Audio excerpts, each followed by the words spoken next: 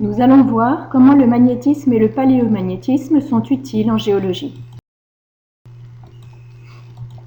L'origine et les propriétés du champ magnétique. Ce champ magnétique est la conséquence des différents courants qu'il y a dans le noyau externe liquide. Il est caractérisé par sa direction, l'axe nord-sud, son sens du sud vers le nord, que l'on peut observer sur une boussole, et son intensité, mesurée en Tesla.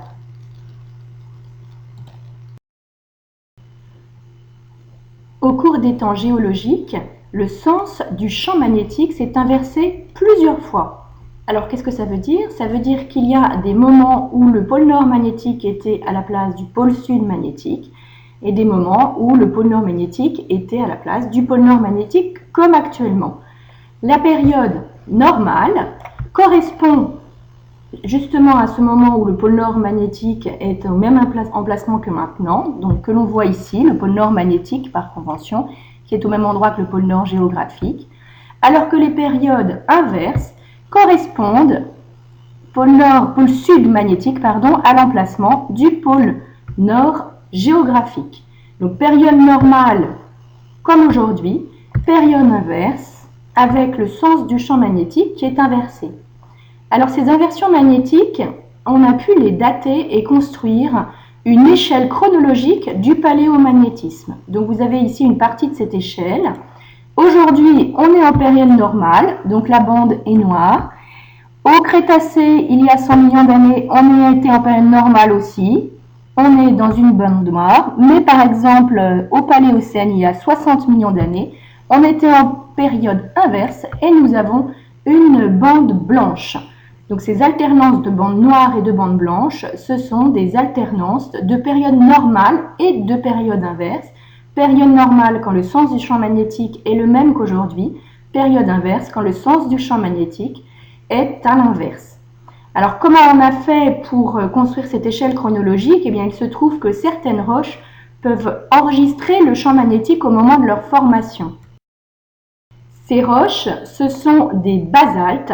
Les basaltes du plancher océanique proviennent d'une lave qui se fige et au moment du refroidissement de cette lave et de sa cristallisation, eh bien, le sens et l'intensité du champ magnétique de l'époque va être enregistré dans la roche. C'est ce qu'on appelle le magnétisme rémanent ou le paléomagnétisme.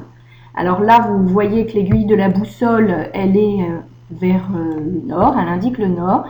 Mais quand on approche un basalte de cette aiguille, eh bien, elle est légèrement déviée, ce qui indique que ce basalte en fait, a conservé une aimantation que ce basalte a obtenue au moment de sa formation.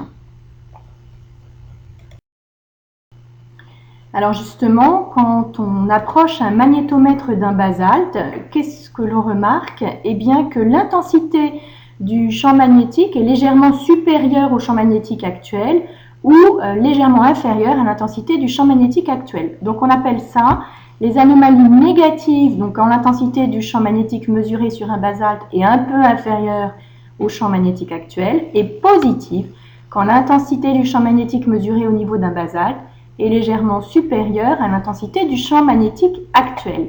Alors comment expliquer ça? Voilà un basalte.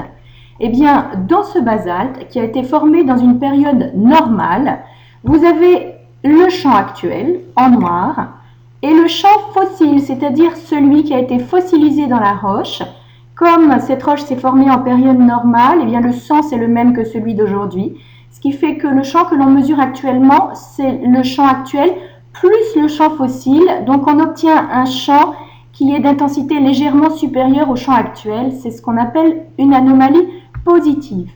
Alors, à l'inverse, dans ce basalte-là qui a été formé en période inverse, nous avons toujours le champ actuel ici, mais le champ fossile qui a été enregistré est de sens inverse, donc on le retranche, ce qui fait que le champ mesuré actuellement présente une anomalie négative, c'est-à-dire que son intensité est légèrement plus faible que l'intensité du champ actuel. Donc de cette façon, en mesurant l'intensité du champ magnétique, si l'anomalie est positive, on sait que le basalte a été formé en période normale. Si l'anomalie est négative, on sait que le basalte a été formé dans une période inverse. Et on a mesuré l'intensité de ce champ au niveau du plancher océanique et c'est là qu'on a eu une grande surprise. Donc en effet, quand on mesure au niveau du plancher océanique l'intensité du champ magnétique, eh bien, on observe des bandes d'anomalies magnétiques. C'est-à-dire qu'ici, par exemple, eh bien, nous avons une bande d'anomalies positives, magnétiques positives, c'est-à-dire que tous les basaltes qui se trouvent là présentent une intensité de champ légèrement plus élevée que celle d'actuelle.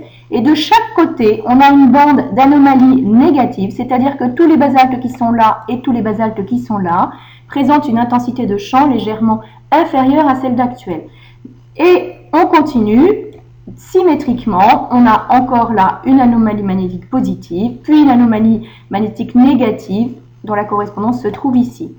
Donc qu'est-ce que ça veut dire ça? Ça veut dire que les roches qui se sont formées là et les roches qui se sont formées là, se sont toutes les deux formées lors d'une période inverse, c'est-à-dire au même moment.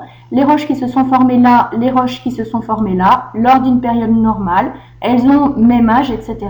Donc c'est un argument en faveur de l'expansion océanique, c'est-à-dire que les roches se forment au niveau de l'axe de la dorsale et au fur et à mesure du temps, eh bien, elles se répandent, elles s'écroulent sur le côté.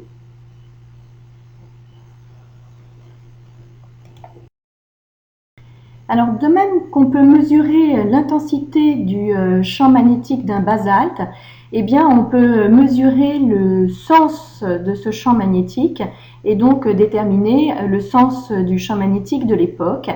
Et on peut, avec ce sens, savoir où se trouvait le pôle nord magnétique au moment de la formation de ce basalte. Eh bien, on a eu une surprise quand on a pris des basaltes d'une même époque et qu'on a regardé avec un magnétomètre la position du pôle nord magnétique à l'époque où ces basaltes se sont formés. Eh bien, selon si les basaltes sont des roches d'Amérique du Nord, eh bien, on observe une position des paléopôles ici.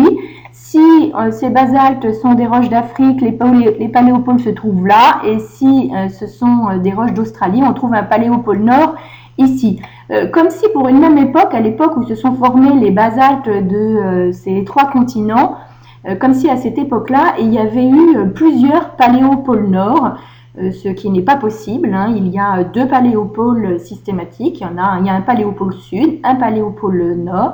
Or là, on a l'impression qu'il y en a plusieurs. Eh bien, en fait, c'est un argument qui montre que les continents se sont déplacés les uns par rapport aux autres. Donc, comme les continents se sont déplacés, les roches dans lesquelles on mesure le sens du champ magnétique fossile à l'époque où la roche s'est formée se sont déplacées et donc forcément le sens mesuré a été déplacé aussi. Donc ces différentes roches ayant été déplacées, elles nous donnent l'impression de l'existence de plusieurs paléopôles nord alors qu'en réalité il n'y en avait qu'un et donc l'observation, si vous voulez, est biaisée par le fait que le sens mesuré de ces roches forcément est dévié car la roche a été déplacée.